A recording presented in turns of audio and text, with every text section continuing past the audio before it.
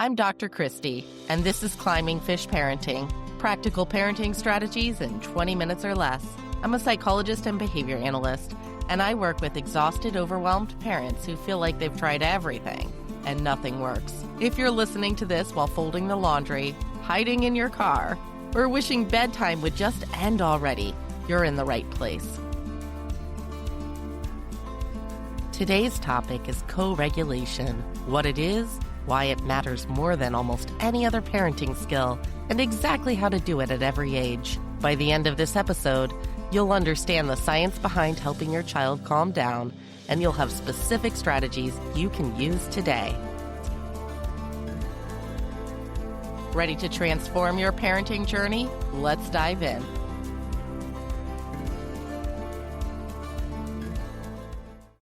Let me start with a scenario you've probably lived through.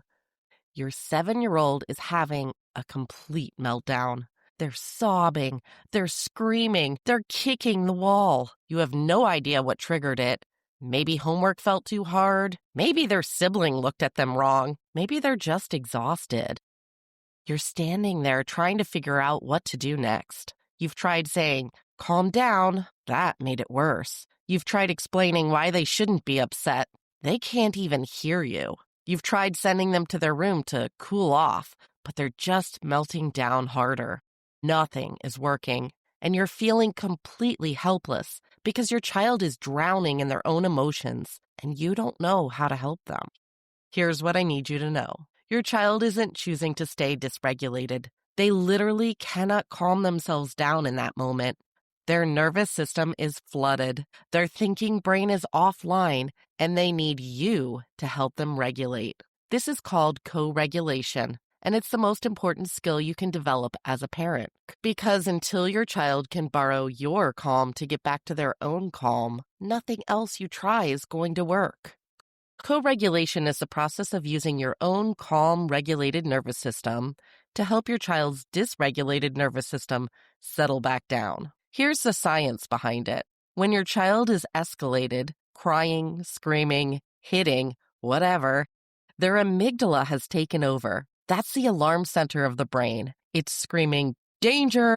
and shutting down access to the prefrontal cortex, which is the thinking, problem-solving part of the brain. In that state, your child can't think logically. They can't problem solve. They can't use their words or make good choices. Their nervous system is in fight or flight mode, and the only goal is survival. So when you tell them to calm down or use your words, you're asking their brain to do something it literally cannot do in that moment. It's like asking someone who's drowning to recite the alphabet. Their brain is focused on one thing: survival. Co-regulation is what brings them back. Your calm nervous system sends signals to their nervous system. You're safe. I'm here. We're okay. And slowly, their amygdala starts to quiet down. Their prefrontal cortex comes back online, and they can start to think and communicate again. Here's why this matters so much. Children are not born with the ability to self-regulate. That's a skill that develops over time, and it develops through thousands of repetitions of being co-regulated by a calm adult. Every time you help your child calm down, you're literally building the neural pathways they need to eventually calm themselves down. You're teaching their brain, this is what regulation feels like. This is how we get back to calm. But if you're yelling at them to calm down or sending them away to deal with it before they have the skills to do so, you're not building those pathways. You're just leaving them alone in their own overwhelm. Let me be really clear about what co-regulation is and isn't, because there's a lot of confusion about this. Co-regulation is not fixing their problems for them, talking them out of their feelings, giving in to whatever they want to make them stop crying, or ignoring the behavior that needs to be addressed. Co-regulation is staying calm yourself while they're dysregulated, being physically and emotionally present, helping their nervous system settle before you address behavior or problem solve, and teaching them that big feelings are manageable and they're not alone in them. Here's what this looks like in real life. Your 9-year-old comes home from school and slams their backpack on the floor. They're clearly upset about something. You say, "Hey, what's going on?" They snap at you. "Nothing. Leave me alone. Without co-regulation, you might say, don't talk to me like that. Go to your room. Now they're escalated and disconnected from you. With co-regulation, you say, I can see you're really upset. I'm here when you're ready to talk. You stay nearby, not hovering, just present. You keep your voice calm and your body relaxed. You give them space to feel what they're feeling without trying to fix it or shut it down. After a few minutes, their breathing slows. They make eye contact. And then they tell you what happened at school. That's co-regulation. You didn't fix the problem. You didn't talk them out of being upset. You just stayed calm and present while their nervous system settled. Co-regulation looks different at different developmental stages. Let me walk you through what works for each age range. Ages 2 to 4. Physical proximity and sensory support is needed here. Toddlers and preschoolers are almost entirely dependent on you to regulate their nervous system. They have very little capacity to calm themselves down. What does work for them is physical closeness. Hold them if they'll let you. Sit next to them if they won't. Rhythmic movement. Rock them, sway with them, pat their back in a steady rhythm. Sensory comfort. A soft blanket, a favorite stuffed animal, dim lights, quiet sounds. Your calm presence. This is huge. Your toddler is reading your nervous system. If you're calm, they'll start to borrow that calm. Here's what this looks like. Your 3-year-old is having a meltdown because you gave them the wrong color cup. They're on the floor screaming. You sit down next to them, not trying to talk over the screaming, just sitting calmly. You might put a gentle hand on their back. You take slow, deep breaths yourself. You wait. After a few minutes, the screaming turns to crying. You pull them into your lap and rock gently. You say in a soft voice, I know, you're okay, I'm here. You're not saying they can have the other cup. You're not explaining why tantrums don't work. You're just helping their nervous system settle. Ages 5 through 8. Naming feelings and offering choices. Kids this age are starting to develop some language around their emotions, but they still need a lot of co-regulation support. What works? Name what you see without judgment. You're really frustrated right now. Offer simple choices for calming. Would it help to take some deep breaths with me or get a drink of water? Use your calm voice and body. Kids this age are still reading your nervous system constantly. Physical comfort if they want it. A hug, sitting close, holding their hand. Here's what this looks like. Your 6-year-old is melting down because they can't get their shoe on. They're crying and throwing the shoe across the room. You kneel down to their level. You say calmly, I can see you're really frustrated. That shoe is being tricky. You take a deep breath audibly so they can hear it. You say, let's take a break. Do you want to sit with me for a minute, or would you like some space? They say they want to sit with you. You sit together. You don't try to put the shoe on. You don't lecture about throwing. You just sit calmly until their breathing slows and their body relaxes. Then you help with the shoe. Ages 9 through 12. Validation and space. Older kids often resist physical comfort when they're upset, but they still desperately need co-regulation. They just need it to look different. What works? Validate without trying to fix. That sounds really hard. Give them space but stay nearby. I'm going to be in the kitchen if you need me. Offer co-regulation activities. Want to go for a walk? Or want to help me make dinner while we talk? Respect their need for privacy while still being available. Here's what this looks like. Your 11-year-old had a terrible day at school. They come home and go straight to their room. You knock gently and say, I can tell today was rough. I'm here if you want to talk. If not, that's okay too.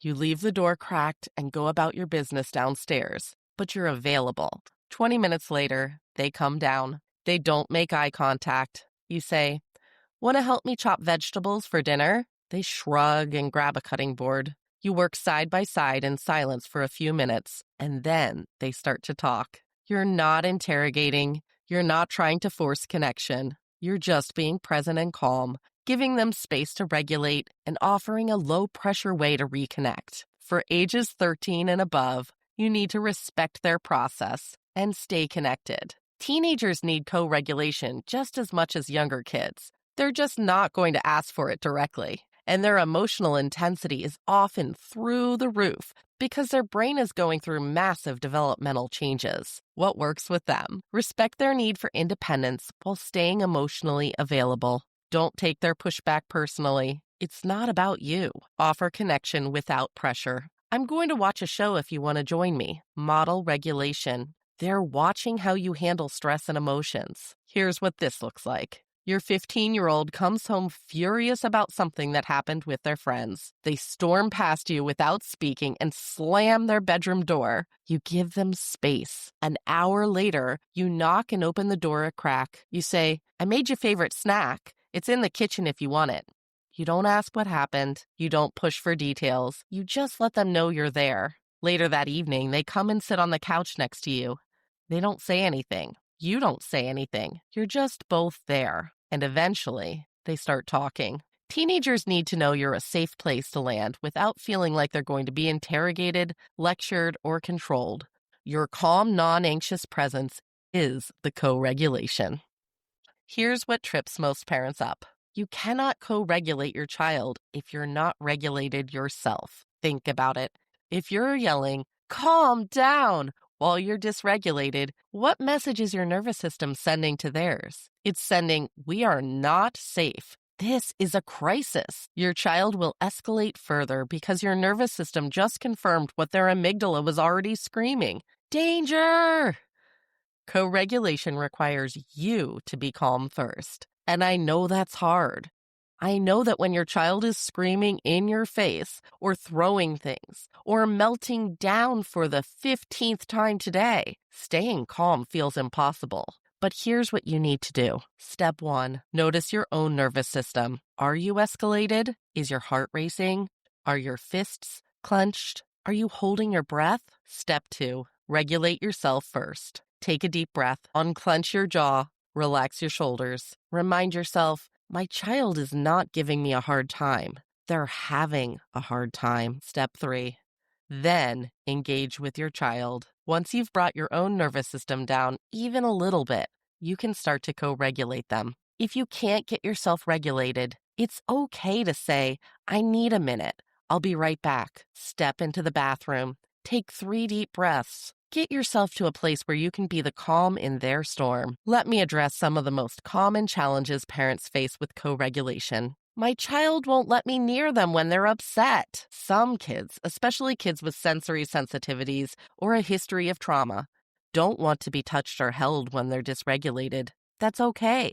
Co-regulation doesn't require physical touch. You can co-regulate from across the room. Sit down so you're at their level. Keep your voice calm and quiet. Take visible deep breaths. Say very little, maybe just, "I'm here," or "You're safe." Your calm presence is still regulating, even if you're not touching them. "Nothing I do seems to help. They just keep escalating." This can happen for a few reasons. First, check whether you are actually calm. If your nervous system is activated, theirs will stay activated. Second, make sure you're not talking too much. When kids are dysregulated, too many words are overwhelming. Just be present. Third, consider whether there's a sensory issue. Are the lights too bright? Is it too loud? Is their clothing bothering them? Address the sensory trigger if there is one. My child is aggressive when they're dysregulated. They hit, kick, or throw things. Safety first. If your child is being aggressive, you need to keep yourself and them safe. That might mean holding them gently but firmly to prevent harm. It might mean giving them space and removing anything dangerous, or it might mean removing yourself from the situation and anyone else who's in harm's way. Once everyone is safe, you still co-regulate. Calm voice, calm body, minimal words. After they're regulated, then you address the aggressive behavior and teach alternatives. This works great at home but falls apart in public. Co-regulation in public is harder because you're dealing with your own embarrassment and anxiety on top of your child's dysregulation. Here's the truth. Other people's opinions don't matter more than your child's needs. If your child is melting down in Target, you get down to their level. You stay calm, you help them regulate.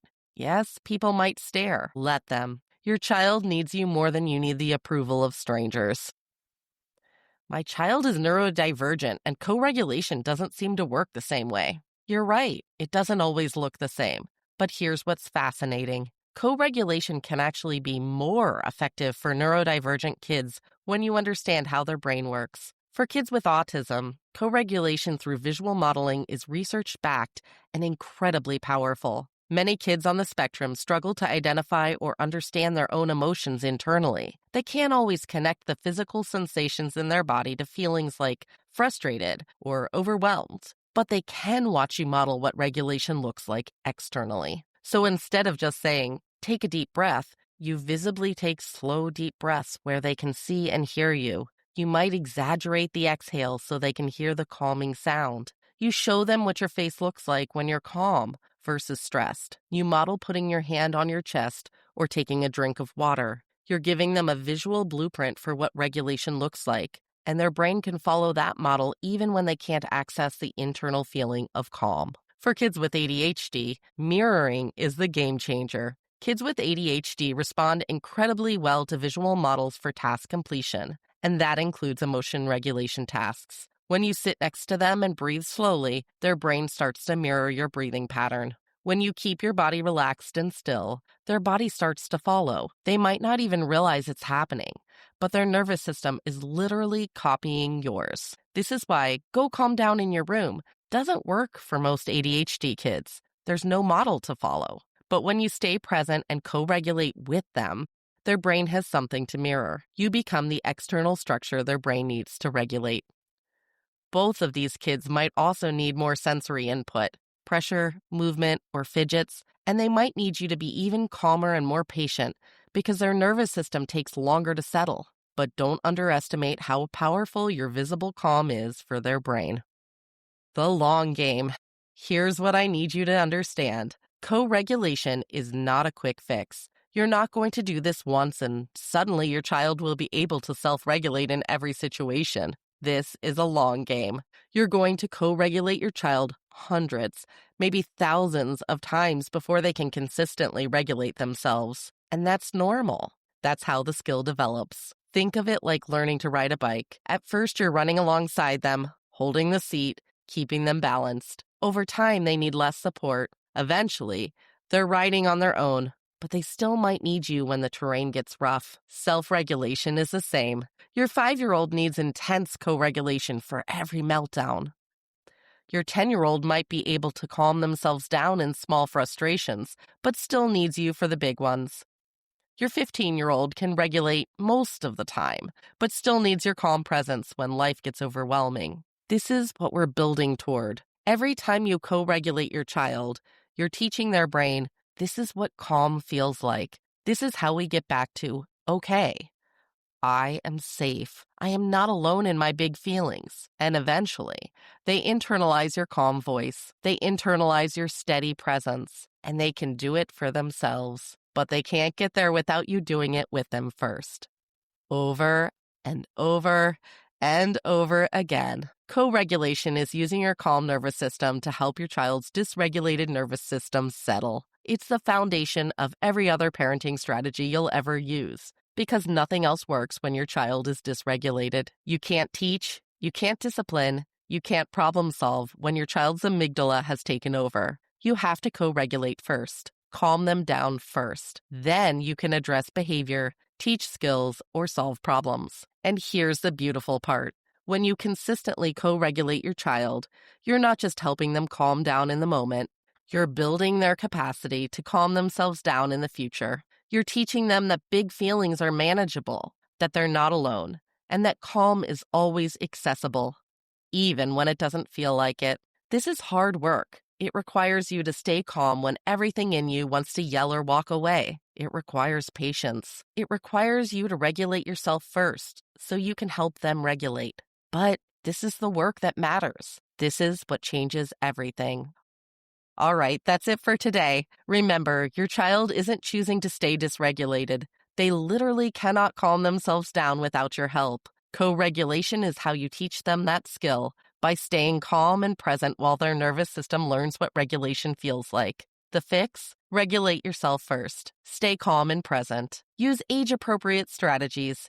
And be patient. This is a long game, but it's the most important work you'll do as a parent. If this was helpful, hit subscribe so next week's episode shows up automatically. And if you want more strategies for handling the tough parenting moments, head to my website at www.climbingfishparenting.com and sign up for my newsletter. You'll get practical scripts, real-life examples, and strategies you can use right away.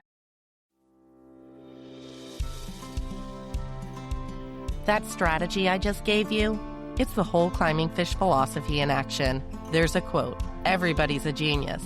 But if you judge a fish by its ability to climb a tree, it will live its whole life believing it's stupid." Your kid isn't broken.